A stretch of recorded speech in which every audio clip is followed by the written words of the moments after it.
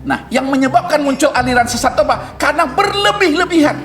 Nah, ini nanti ada lagi fikihnya. Maka saya sebelum nanti menjelaskan lebih lanjut tentang aliran apa saja yang dianggap sesat, yang difatwakan oleh ulama sesat, tapi kita juga harus berbicara tentang apa? Ada namanya al-ghulu fiddin, menjadi sebab yang berikutnya. Berlebih-lebih dalam memahami agama, dalam mempraktekkan agama. Ngapain itu? Lah saya orang tarikat. Ya. Saya terus terang. Tapi jangan kemudian ketika kita tahu ini salah ini. Wah, tarikat salah, itu masalah juga. Ya. Maka belajar kita di situ. Itu memang ya jurusan saya memang mengkaji yang seperti itu. Bismillahirrahmanirrahim. Assalamualaikum warahmatullahi wabarakatuh.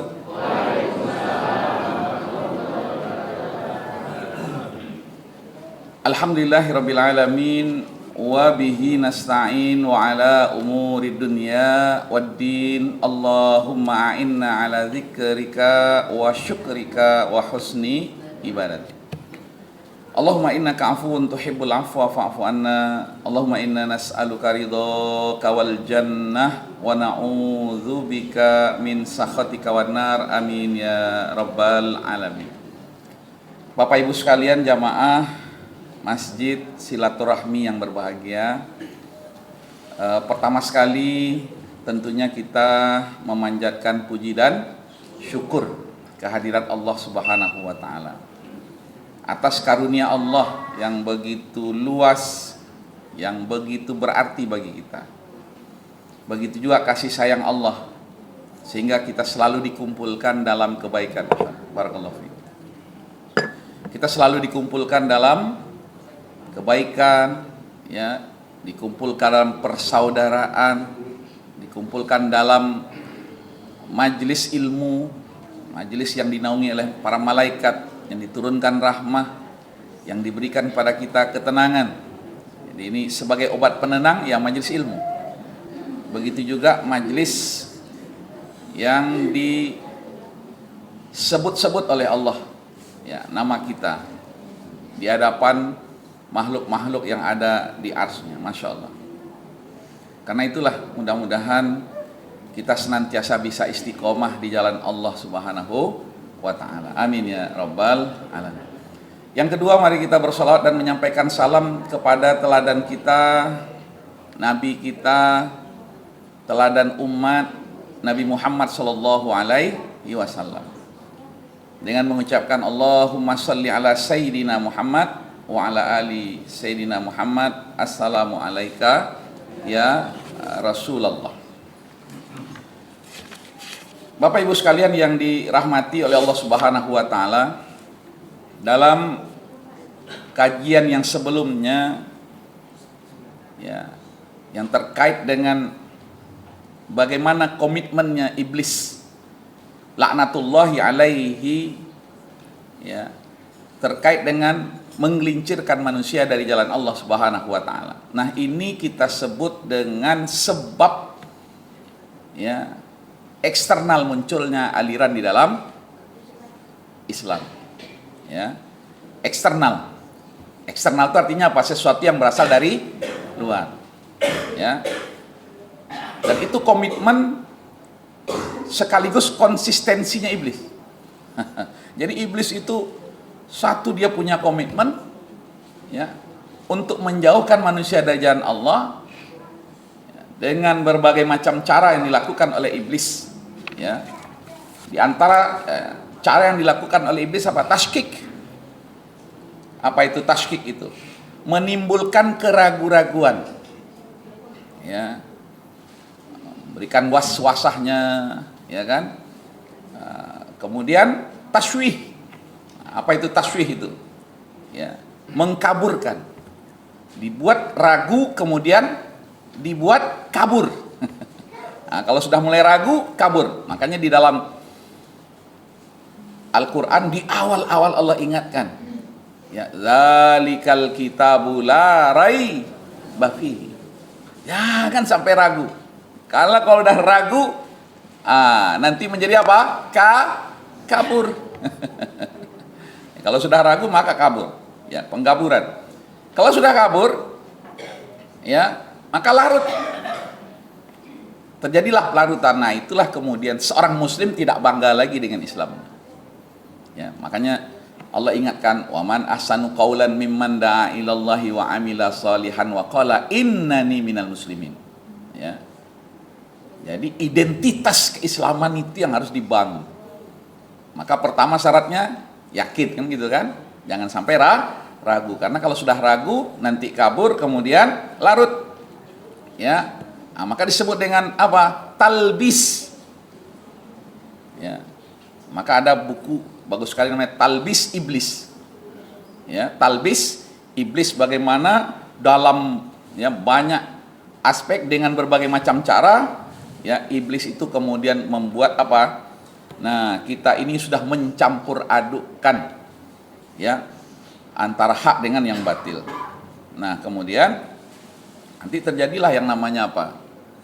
Ya, takfir. Ya, keluar dari agama Allah Subhanahu wa ta'ala. Dan itu konsisten dilakukan oleh iblis. Sebagaimana yang dinyatakan oleh iblis, sungguh aku akan apa? Mendatangi manusia itu dari depan. Depan itu berarti kita dibuat apa? Ragu, sampai kita kabur, sampai kita tidak percaya lagi dengan akhirat. Masya Allah. Nah, itulah kemudian muncul hari ini salah satu contoh saja, budaya populer. Ya. Apa budaya populer? Ibu-ibu paham nggak ini budaya populer ini? Nah, kalau dari Korea itu muncul K-pop. Ya, nah itu budaya populer itu bagian. Ya, dari seperti pisau yang bermata dua. Nah ini, kalau budaya populernya kayak ini nggak apa-apa ini. Saudara-saudara kita dari ini kan populer kayak gini nih kan, sudah nggak aneh ya Bu ya? Yang aneh pula ini barang-barang kayak gini. Nah, ini kalau yang seperti ini budaya populernya nggak apa-apa, karena mempopulerkan dakwah kebaikan. Ya, sebagaimana mempopulerkan ya kesesatan, maka kita juga perlu mempopulerkan yang namanya dakwah, yang namanya agama ini. Ya, maka ada yang mengharamkan misalnya apa? TikTok, Facebook, ya. Akhirnya ditonton, yang dikonsumsi apa? Ya hal-hal yang, maka kemudian muncul pembanding dari budaya populer yang negatif itu budaya populer yang positif. Ya, sehingga orang begitu buka Facebook, yang dia lihat apa? Yang baik. Begitu dia buka TikTok, yang dia lihat apa? Yang memahamkan kepadanya ya tentang tujuan hidupnya, tentang ibadah, tentang kebaikan, masya Allah. Nah, ini dibalik budaya populer. Yang sekarang lagi populer itu apa? Yang diistilahkan dengan aura framing. Itu kan, ya sampai apa namanya tokoh olahraga gitu kan, sampai tokoh politik, sampai apa tokoh ekonomi, semuanya seperti itu. Ya, nah ini sisi-sisi, ada sisi-sisi positif, ada sisi-sisi negatif. Nah, iblis ya sangat sangat konsen, sangat fokus. Bagaimana kemudian kita lupa dengan akhirat, maka dibuatlah kita ya. Yang kedua, masuk lagi dia pintu kedua, namanya apa? Pintu namanya cinta dunia. Pintu belakang. Nah, pintu depan tuh lupa dengan akhirat. Pintu belakang lupa cinta dunia. Dan biasanya cinta dunia itu diiringi dengan apa? Takut kematian. Hubbud dunya wa karahiyatul maut. Yang kata Rasulullah, ya itu ibarat buih. Kalau buih itu banyak. Ya. Nah, yang ketiga pintu iblis adalah pintu kanan. Bagaimana ya kita ini malas untuk beribadah. Ya. Jangankan sholat subuhnya gitu, sholat maghrib pun banyak alasan. Ya, mau ngebakso lah, karena nih akhir pekan lah, itu kan. Kalau dulu tuh kalau udah bicara akhir pekan, nih mohon maaf, ya, sama masih ingat tahun 80-an. Nah, ini anak-anak muda nih 80 udah lahir nih ya. Nah, yang seragam hitam ini tahun 80 udah lahir ya. Berarti udah tua kalau gitu. Nah, saya masih ingat tahun 80 itu kalau udah hari Sabtu itu tukang-tukang itu mikirnya mau kemana nih malam minggu ini. Ya, lupa bosnya kita ini sebagai seorang muslim dan identitas keislaman kita yang utama adalah sholat. Itu maghrib. Tapi sekarang Masya Allah. Ya, sekarang Masya Allah. Gerakan sholat maghrib berjamaah, maghrib mengaji. Ya, kemudian pengajian sampai Isya. Ya, setelah Isya kemudian ada yang meninggal takziah, kemudian majelis kajian lagi, Masya Allah. Ya, ini sesuatu yang menyenangkan. Bahkan sekarang untuk ulang tahun tidak ada lagi konser, ya, menampilkan aurat dan sebagainya, justru kemudian adalah seperti tablik akbar dan sebagainya. Nah, diajak orang untuk taat. Nah, iblis konsisten untuk bagaimana orang malas beribadah. Bahkan dia mulai dari induk-induk ibadah. Nah, itu. Nah, di sisi yang lain iblis ya sangat fokus juga bagaimana kemudian manusia ini cenderung untuk berbuat maksiat, maka dibukalah ya pintu-pintu kemaksiatan sampai kemudian ya pintu yang paling halus. Nah, pintu yang paling yang paling unik dibuka oleh iblis sehingga akhirnya orang-orang yang tadi taat beribadah mulai cenderung melakukan kemaksiatan, ya, Masya Allah. Bahkan di balik ibadahnya itu bagaimana dia bisa bermaksiat. Nah, itu yang kemudian disebut dengan apa? Misalnya penyakit hati, ria, ya, dan bedanya kan tipis ya. Dan tidak nampak kan? Kalau ria itu nampak nggak?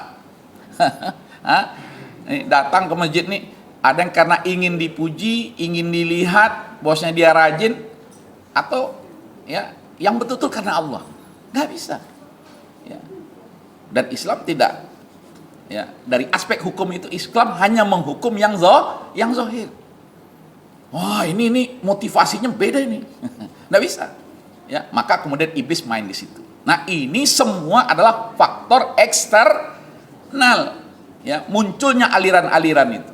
Apakah aliran yang lupa dengan akhirat, aliran yang cinta dunia, nanti cinta dunia itu alasan politik, alasan ekonomi, ya. Kemudian aliran yang yang membuat orang malas beribadah, dan aliran yang kemudian membuat orang sesat sesat-sesatnya, ya, karena kecenderungan mereka kepada kemaksiatan. Maka nanti ketika kita mengkaji ideologi, aliran-aliran ya yang menyimpang itu mudah. Dia nggak akan keluar dari 4 pintu ini. Itu Al-Quran yang menjelaskan. Jadi kalau bicara aliran sesat, induk angkangnya siapa? Hantu belaunya siapa? Iblis. Ya, tapi ini faktor eksternal. Ya, tapi ada yang namanya faktor internal dari dalam diri kita sendiri. Maka Allah sudah mengingatkan, balil insanu ala nafsihi basirah. Maka kita harus betul-betul mengenal diri kita. Siapa diri kita? Itu yang disebut dengan apa? Ego system. Membangun sistem imun di dalam diri kita.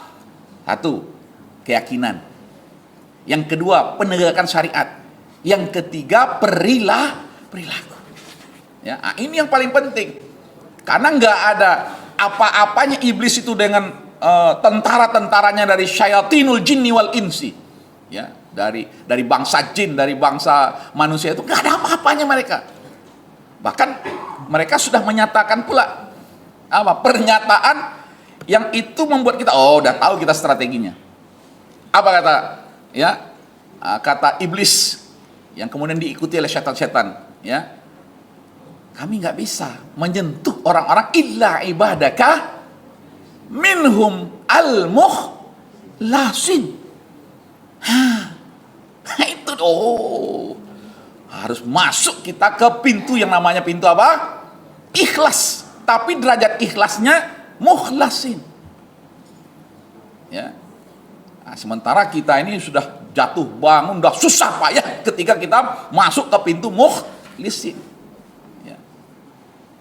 Karena menjadi hamba Allah itu ruhnya harus ikhlas. Nah, satu kan tujuan kita adalah menjadi hamba Allah. Ya, tetapi yang ikhlas. Nah, kemudian tidak hanya kita menjadi hamba Allah yang ikhlas, tapi kita juga membangun yang namanya ekosistem. Tadi ada ekosistem, membangun apa? Imunitas diri kita menjadi hamba Allah yang ikhlas. Hamba Allah ikhlas. Ibadullah mukhlasin. Tapi di sisi yang lain, ya, kita ternyata tidak hanya berfungsi sebagai seorang hamba, membangun komunitas, membangun kehidupan berjamaah. Karena itulah Rasulullah SAW ketika hijrah dari Mekah ke Madinah, apa yang pertama kali Rasulullah bangun? Masjid. Kenapa masjid? Karena itu menjadi markas. Ternyata hidup ini nggak bisa sendiri, harus ada markasnya. Kemudian orang berkumpullah dalam kebaikan. Dan kebaikan yang pertama yang dibangun oleh Rasulullah SAW ketika ya hijrah ke Madinah setelah membangun masjid apa? Membangun ukhuwah. Berarti itu apa? Kehidupan berjamaah. Nah, dan nanti dari ukhuwah itulah, ya, mulai dari berlapang dada sampai mementingkan saudaranya dari dirinya sendiri, terbangun yang namanya apa? Kepercayaan. Ya. Nah, ada ukhuwah, ada kepercayaan. Yang namanya berjamaah ada pemimpin. Itu namanya apa? Istikhlaf. Inni ja'ilun fil ardi khalifah. Berarti kita ini bukan sekedar menjadi hamba yang ikhlas. Dan tidak akan sempurna keikhlasan kita kalau kita tidak sempurnakan agama kita dengan berjamaah.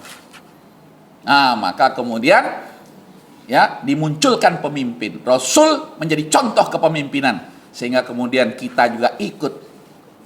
Imam itu simbol kepemimpinan. Jadi dibangun ukhuwah, dibangun kepercayaan karena kita sudah bersaudara, saling percaya.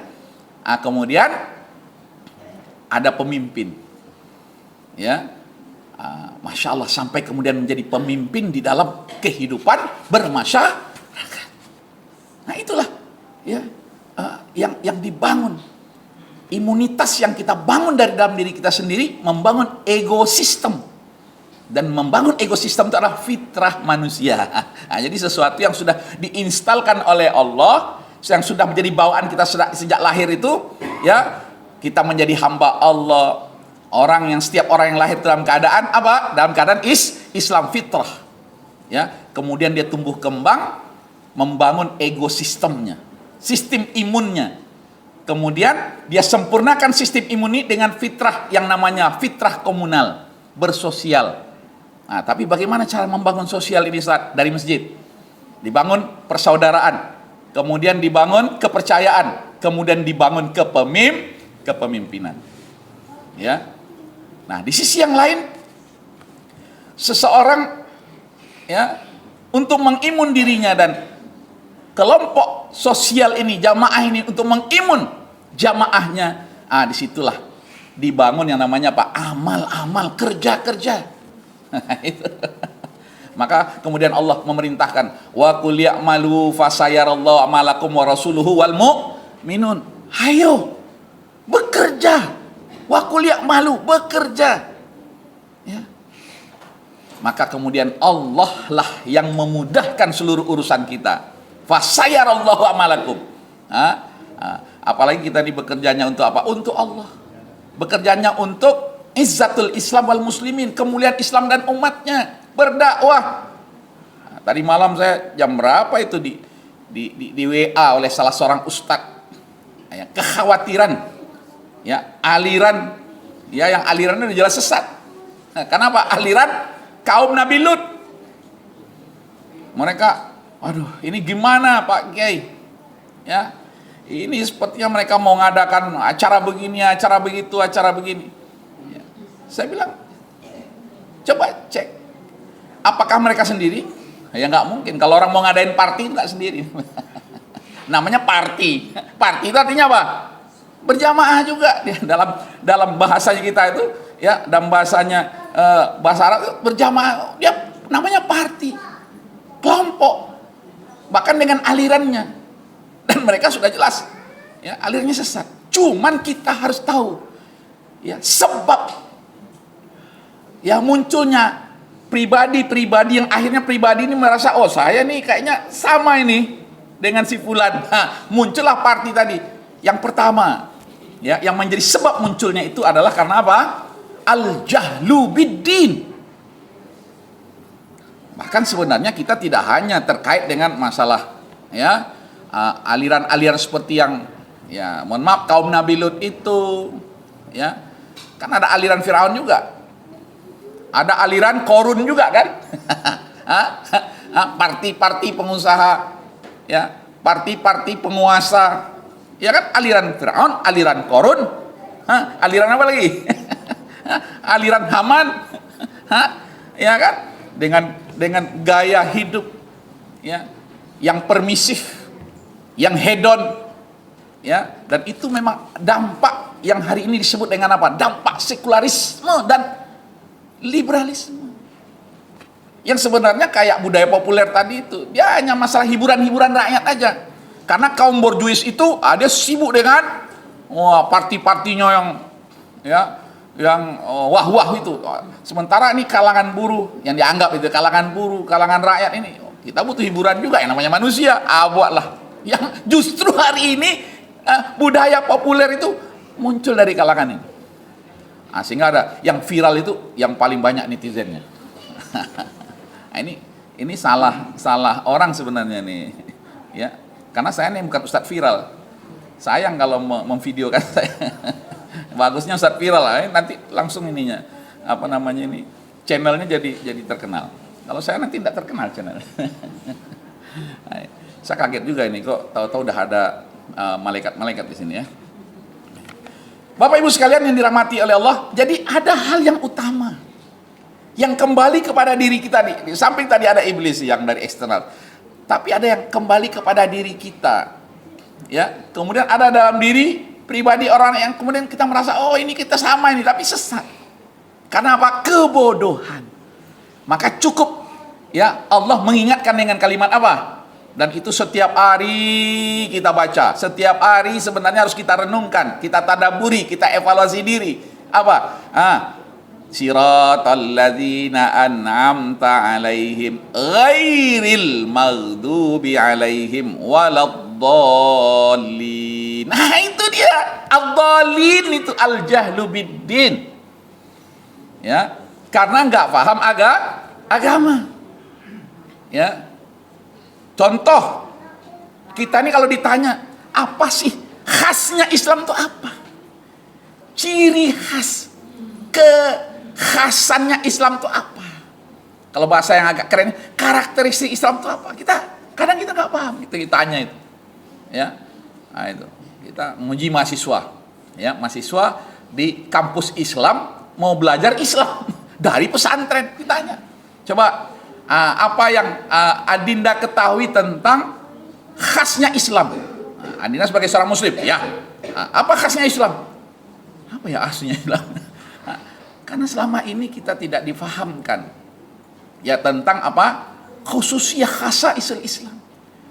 Yang pertama, yang utama, yang ini kemudian menjadi ciri khasnya Islam yang hari ini nggak ada pada ideologi lain. Apa? Islam itu Rabbaniyah, bersumber dari Allah 100%, bukan 9,9 ya. Bukan 9,9%, tetapi apa? 100%.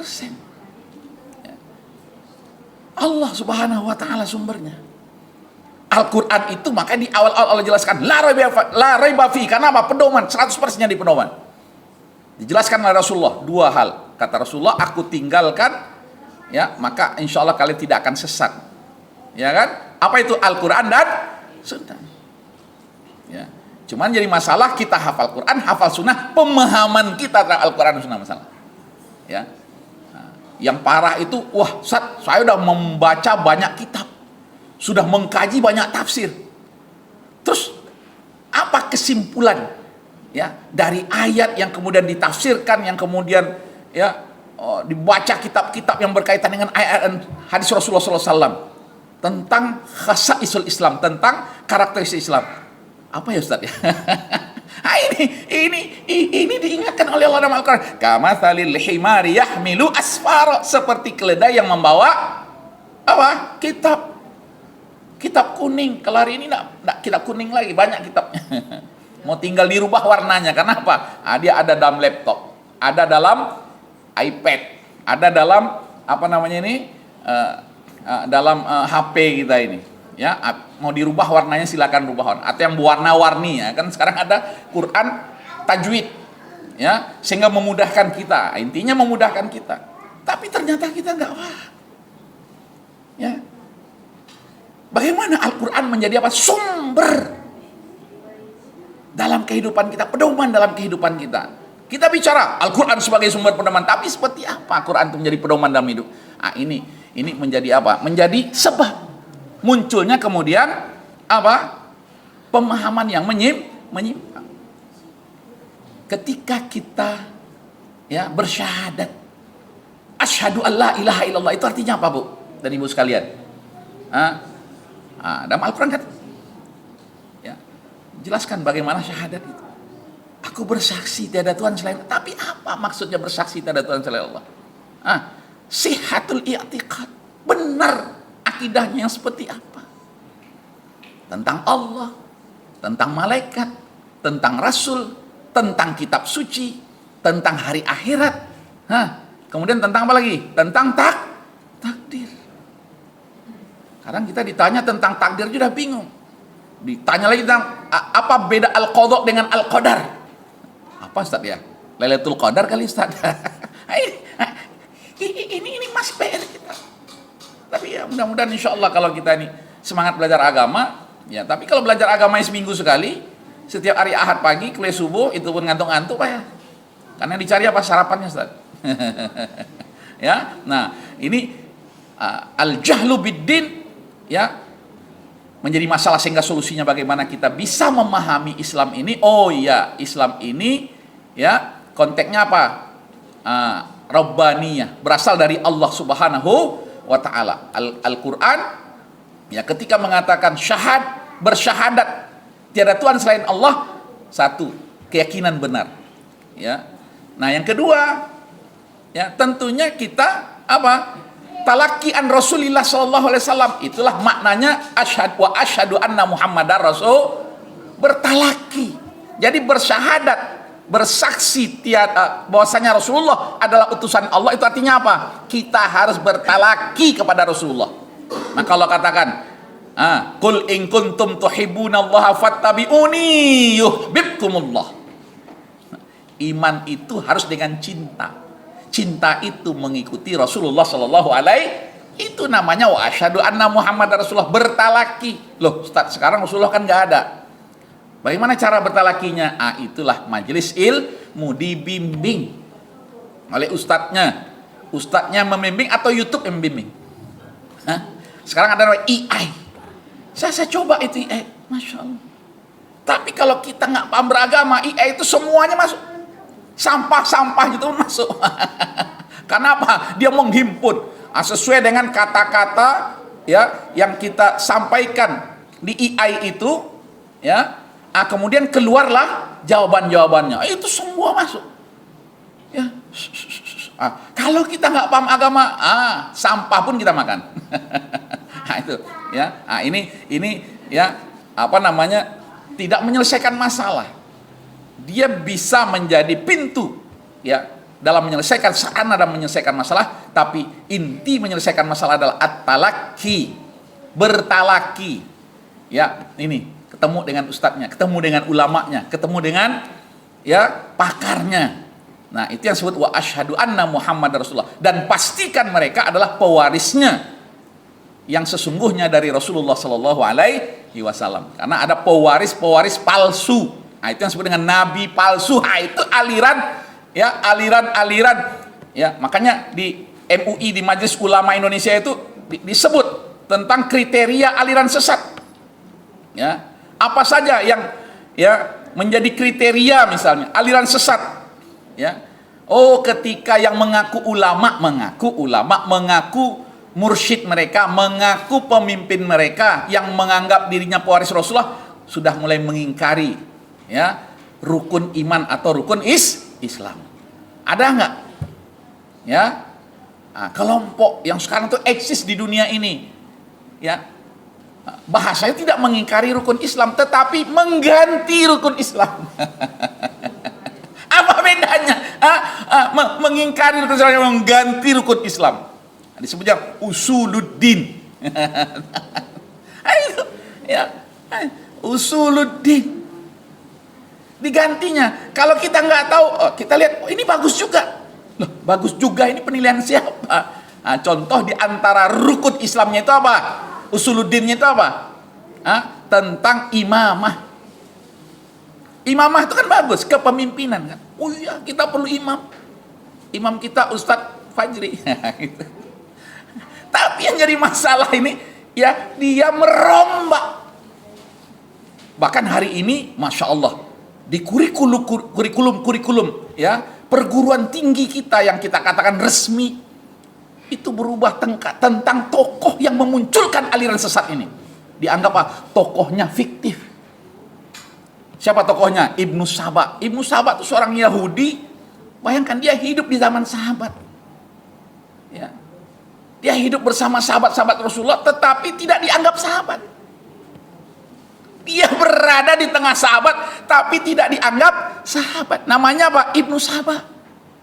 Dia itulah pencetus aliran yang hari ini banyak. Ya, banyak pengikutnya. Walaupun sektenya di dalam aliran ini juga banyak. Ada Itsnai Asyariyah, ada macam-macam. Kalau dulu disebutnya kan Rafidhah. Sekarang menjadi Syiah. Dulu tuh bahasanya bagus, Rafidhah. Atau menjadi Syiah. Syiah itu ya, kalau nggak tahu kita sejarahnya, oh itu kan Syiah Ali, oh itu kan pengikut Ali, oh itu fansnya Ali.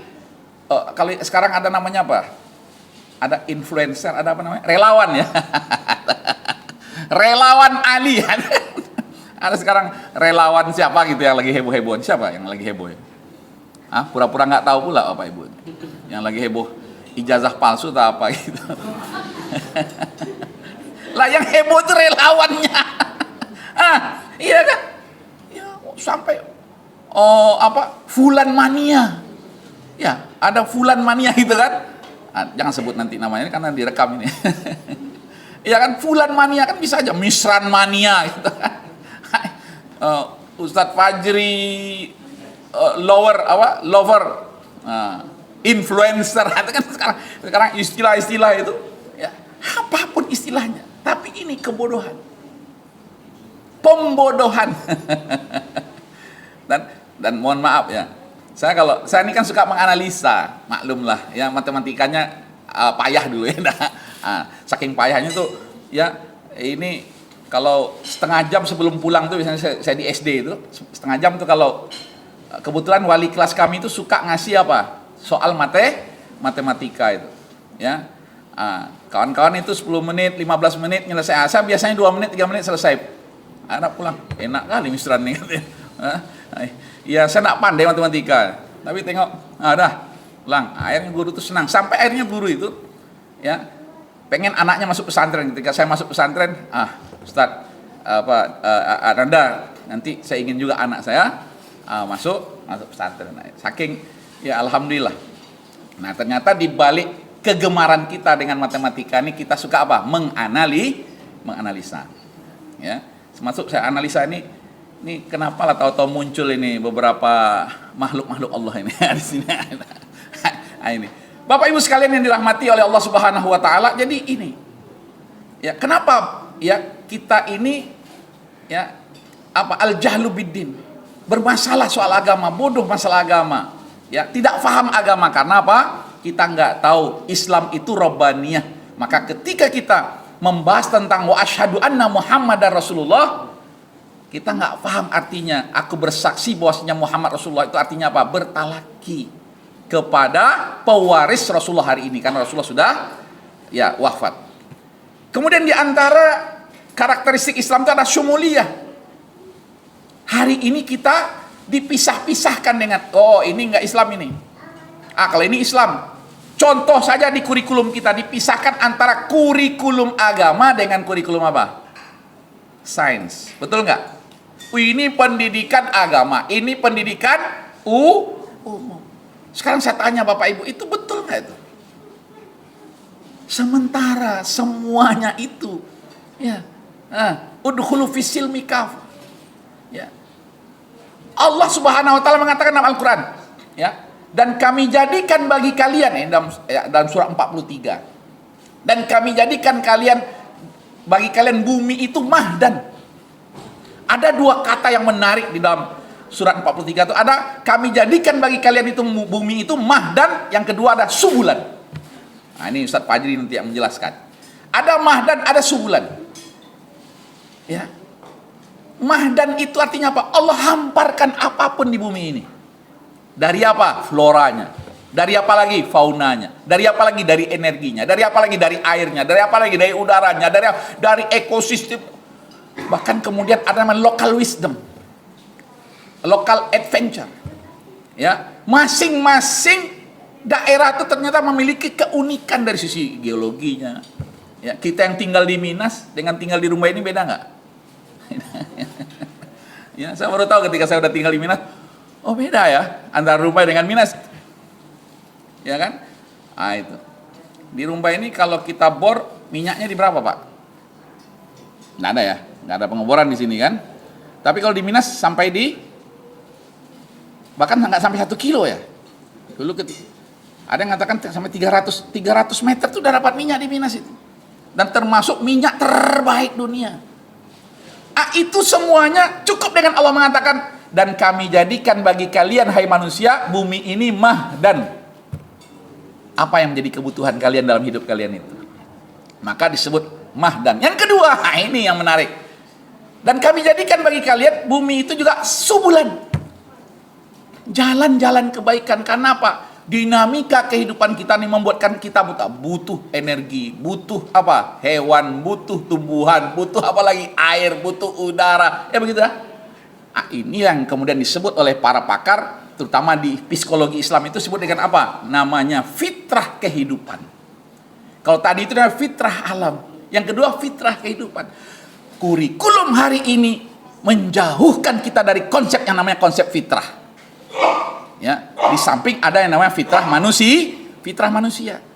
Jadi ada 3 ya jenis fitrah: fitrah alam, fitrah kehidupan. Nah, itu dinamika kehidupan. Kemudian ada namanya fitrah apa? Fitrah manusia. Dan kita taunya fitrah itu hanya apa? Iman. Padahal fitrah itu iman. Fitrah itu berakal dan bernalar. Jadi sesuatu yang sudah ada sejak kita lahir itu ada berakal dan bernalar. Maka pada fase-fase tertentu akal itu mulai berkembang, tumbuh kembang. Ya. Nah, kalau di Islam cukup dengan mengatakan balik. Secara biologis balik. Ya. Ah, tapi kita baru balik akilnya. Ah, inilah pendidikan itu tadi.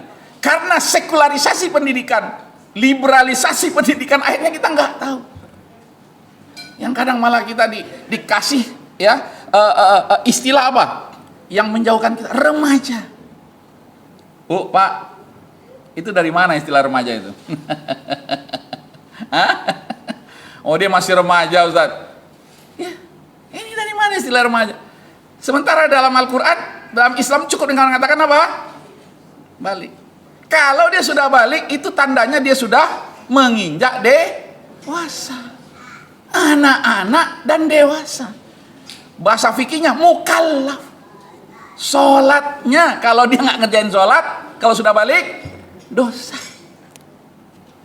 Nah, cukup dengan Rasulullah mengatakan, ya, ajak anakmu sholat umur 7 tahun, tapi sudah dibiasakan juga dari kecil. Ya, nah, kalau sudah umur 10 tahun, 3 tahun itu punya masa yang cukup untuk mendidik mereka sadar sholat dan ibadah. Karena kita ini disekulerkan cara berpikirnya, tidak semulia, mulailah kita ini, mohon maaf, al-jahlu biddin tadi. Ini menjadi sumber aliran sesat itu karena apa? Kita nggak paham agama. Sampai kemudian, ya, yang mohon maaf, yang ekstrim dalam beragama, nah ini disebutlah kadang aliran ini, aliran itu. Itu boleh jadi. Dan saya sudah mengkaji beberapa aliran itu karena apa? Tidak paham agama.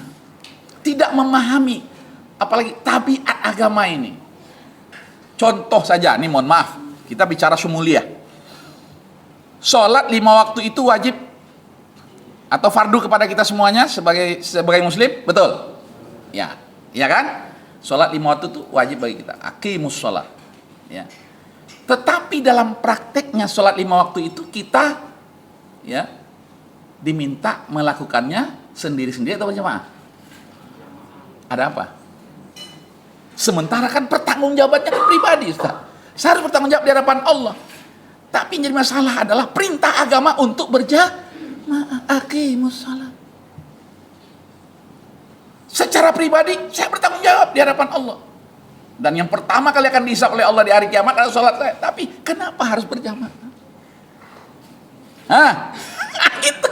Maka nanti dikaitkan. Ya, karena kita kalau bicaranya syumuliyah, komprehensif, menyeluruh. Oh iya, fitrah itu juga ada namanya fitrah individual, membangun ekosistem imunitas kita. Tapi ada namanya fitrah komunal, bersosial. Makanya aneh kalau ada orang ke masjid, ini mohon maaf, jangan merasa tersinggung. Ya, karena ini agama. Ya, ini pemahaman yang harus kita bangun, syumuliyah yang harus kita bangun. Ya, kita harus ke masjid. Datang ke masjid. Untuk apa kita masjid? Berjamaah. Untuk apa jamaah itu? Kan begitu kan? Sampai ada simbol Assalamualaikum warahmatullah. Kan begitu kan? Assalamualaikum warahmatullah. Itu apa itu? Ada apa?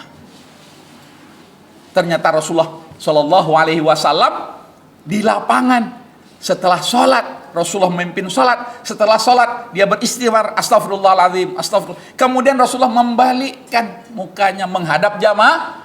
Ditengoknya dari kanan, ya, dari kanan, dari kiri. Fulan mana fulan? Berzikir Rasulullah, kemudian dia melihat si fulan. Ditanya, fulan mana? Dan suatu ketika, ya, Rasulullah Sallallahu Alaihi Wasallam, mana ibu fulan? Fulanah, mana fulanah? Ya Rasulullah, maaf ya Rasulullah, beliau sudah wafat 3 hari yang lalu. Astagfirullah. Kok saya enggak tahu? Iya, mohon maaf ya Rasulullah. Ya, karena suatu hal, ya, karena ini juga fardu kifayah. Karena kan pemahaman kan kita kan begitu kan. Karena ini fardu kifayah, kami takut mengganggumu ya Rasulullah. Ini lihat, kehidupan berjamaah yang dibangun dengan apa? Kekuatan sholat itu. Membangun kekuatan apa? Sosial. Di balik berjamaahnya sholat itu. Wah, oh gitu. Masya Allah. Ya, kalau bahasa kita tuh kecewa juga kita karena kita nggak bisa melaksanakan fardu walaupun itu sudah gugur kewajiban secara hukum tuh gugur kewajibannya kalau itu fardu kifayah. Kalau udah ada yang tapi kemudian Rasulullah, di mana kuburnya? Sudah 3 hari, ya, Rasulullah kemudian mengatakan, di mana kuburnya? Kemudian Rasulullah SAW ke kuburnya, kemudian sholat di situ, menyolatkan dia. Masya Allah. Dapat kita hukum fikihnya, kemudian kita dapat ternyata di balik itu ada hikmah berjamaah. Tahu kondisi makmum. Makanya kemarin ya, dalam pertemuan dengan imam-imam masjid itu kita sampaikan, tidak sekedar itu fikih makmum. Ya, imam itu diangkat untuk diikuti. Itu betul. Tetapi ada namanya fikih imam. Imam itu tahu kondisi makmum. Ustadz Fajri karena ingin semua jamaah ini masuk surga, subuh ini kita 1 juz Al-Quran. Allahu Akbar. Wah, udah mulai lah ibu-ibu di belakang. Ini sarapannya gimana ini? Yang bapak-bapak ikut nggak tahu alat-alat tua. Yang tadinya khusyuk berubah menjadi apa? Ini saya sampaikan. Ini ada fikih imam namanya. Cuman kadang kita membicarakan fikih itu hanya masalah hukum, padahal fikih itu harus bicara tentang syumuliyatul Islam. Satu, sumbernya jelas dari Allah. Yang kedua, syumuliyah. Oh ya, ya ini ya tidak bisa. Ya, sekarang nih kondisinya nih. Kadang aura, kalau tadi ada aura framing namanya kan. Ini ada aura berjamaah. Ini kayaknya jamaah ini kondisi kayak gini, misalnya AC mati misalnya kan. Ini kalau sempat Al-Baqarah ayat pertama di rakaat pertama, Ali Imran ini makmum mundur satu-satu. Itulah namanya apa? Fikih berjamaah. Dibangun lewat sholat. Ini kita bicara tentang syumuliyah. Ada namanya takamuliyah. Takamuliyah saling menyempurnakan satu dengan yang lain. Maka tidak ada istilah dikotomi, ya ini umum dan ini agama di dalam Islam. Ada namanya waqi'iyah, realistis. Ya, ada waqi'iyah, tapi ada yang namanya mithaliyah. Pak dan Ibu sekalian, waqi'iyah itu realistis, itu standar minimal. Tapi kalau sudah bicara mithaliyah, itu yang terbaik. Nah, itulah sahabat-sahabat yang kemudian ya sampai kemudian dia lebih mementingkan saudaranya dari dirinya sendiri. Itu misalnya. Dan di dalam Islam dipraktekkan. Di antaranya ya 3 sahabat ya kan yang sama-sama membutuhkan air. Air itu tidak bisa dibagi. Jadi kalau masih bisa berbagi itu belum yang terbaik di dalam Islam. Tetapi ini adalah kebutuhan pokok. Di dalam perang mereka sama-sama butuh air, tapi air itu nggak bisa dibagi. Dia dahulukan saudaranya untuk menyelamatkan nyawa saudaranya daripada dirinya sendiri. Sahabat yang kedua ini, dia ingin mempraktekkan juga yang namanya apa? Mithaliyah tadi itu. Derajat yang tertinggi itu. Sehingga apa? Dia ingin membagikan airnya kepada sahabatnya yang ketiga yang membutuhkan air, yang nggak bisa dibagi air itu. Ternyata sahabat yang ketiga sudah meninggal. Tengoknya ternyata sahabat yang pertama sudah, dan takdir Allah dia dicatat juga yang orang mementingkan orang lain daripada diri sendiri, kemudian Allah mensyahidkan dia di jalan Allah Subhanahu wa taala. Itu ya, itu contoh yang nyata. Dan Allah menyebut itu dengan kalimat apa? Wa yu'thiruna ala anfusihim walau kana bihim khasassah. Dia lebih mementingkan saudaranya. Ya, kalau air minum ini masih bisa kita bagi, nah itu enggak, belum yang tertinggi itu. Baru namanya berbagi. Wa yut'imunat ta'ama. Itu juga karakter seorang muslim, memberi makan. Tapi kita juga dapat kurban. Ya, kita berbagi tapi kita dapat juga enggak? Dapat juga Pak Ustaz. Ah, itu baru berbagi, belum sampai kepada tingkat yang tertinggi. Nah, itu di Islam ada namanya waqi'iyah yang realistis. Silakan kita makan dagingnya. Di samping ada yang kita bagi, tapi ada yang mithaliyah yang tertinggi itu. Dah Ustaz, saya ingin ya kurban saya semuanya ke Palestina. Nah, ada nggak berani yang kayak gitu? Ustadz, saya ingin kurban saya ini ke tempat yang di situ tuh udah jarang sekali masyarakatnya makan daging. Nah, ini kan baru ini yang keren. Tapi kemudian kita malah lebih paham dari ahli fikih. Ustadz, kan kita harus makan daging Ustadz. Kan kita harus begini Ustadz. Kan kita ya, ada namanya mithaliyah, waqi'iyah. Kemudian ada namanya apa? Tawazun, keseimbangan. Nah, yang menyebabkan muncul aliran sesat itu apa? Karena berlebih-lebihan. Nah, ini nanti ada lagi fikihnya. Maka saya sebelum nanti ya menjelaskan lebih lanjut tentang aliran apa saja yang dianggap sesat, yang difatwakan oleh ulama sesat, tapi kita juga harus berbicara tentang apa? Ada namanya al-ghulu fiddin, menjadi sebab yang berikutnya. Berlebih-lebih dalam memahami agama, dalam mempraktekkan agama. Ngapain tuh? Lah saya orang tarikat. Ya. Saya terus terang. Tapi jangan kemudian ketika kita tahu ini salah ini. Wah, tarikat salah, itu masalah juga. Ya. Maka belajar kita di situ. Itu memang ya jurusan saya memang mengkaji yang seperti itu. Dan tidak bisa saya sendiri mengkaji, saya mengkaji dengan ulama-ulama. Karena saya bukan ulama, saya mengkaji dengan ulama. Ini begini, gimana nih Buya? Ini gimana Syekh? Ya, apalagi sekarang dengan kecanggihan teknologi ini kita bisa ya mendunia kajiannya, Masya Allah. Ya, sehingga kita paham, oh ya, ini masalahnya apa? Ada ketidakseimbangan dalam memahami ajaran atau mempraktekkan agama. Maka namanya al-ghulu, dan itu Al-Quran melarang. La taghlu fi dinikum. Maka ketika ada sahabat yang ingin berpuasa terus, dilarang oleh Rasulullah. Padahal boleh-boleh aja selagi tidak di waktu yang diharamkan.